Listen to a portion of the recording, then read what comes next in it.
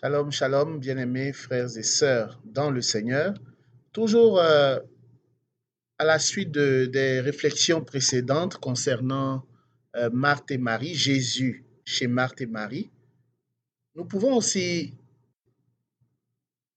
développer, approfondir la réflexion en partant de la sentence rabbinique qui dit exactement que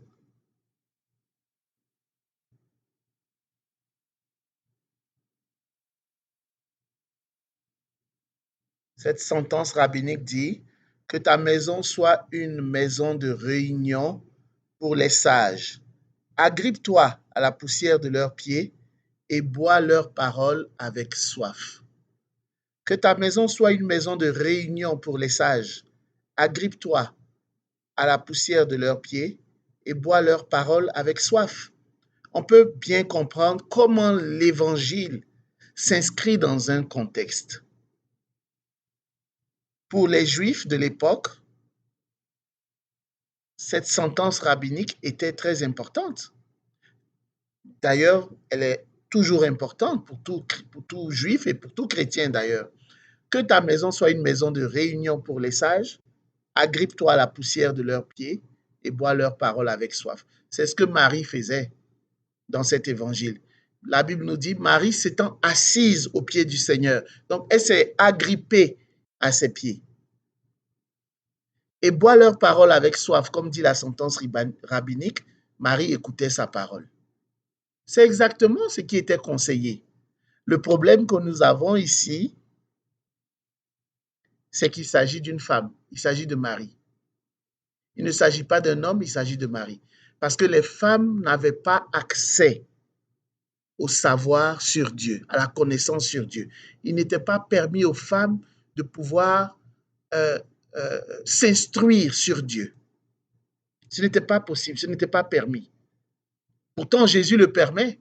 C'est en cela aussi que Jésus opère un revirement. Jésus brise, Jésus s'inscrit en faux avec la coutume de l'époque. Et cela va lui valoir des critiques, cela va lui valoir de payer le prix fort. Ce n'est pas l'unique raison, mais tout cela a cultivé, a nourri le ressentiment que les pharisiens et d'autres ont eu pour lui, ont eu à son égard, ce qui va conduire jusqu'à sa crucifixion. Mais tout cela faisait partie du plan de Dieu. Au pied de qui t'assois-tu? Et qui écoutes-tu? C'est cela que j'ai envie de te demander. Oui, tu t'assois au pied de peut-être des réseaux sociaux, de telle ou telle personne sur TikTok. Tu t'assois au pied de tel ou tel politicien, tu bois ses paroles. Mais le Seigneur t'invite à t'asseoir à ses pieds, à lui, comme Marie, et à écouter ses paroles. Et à travers cela, on voit Marthe essaie de rester. Elle pousse, elle interpelle Jésus et elle le pousse, elle l'invite à respecter la tradition. Et Jésus brise. Jésus va à contre-courant une fois de plus. Parce que c'est injuste. Tout le monde doit pouvoir avoir accès à Dieu. Tout le monde doit pouvoir avoir accès à la connaissance de Dieu, sur Dieu. Il n'est pas juste que seulement les hommes y soient admis et les femmes soient rejetées. Non.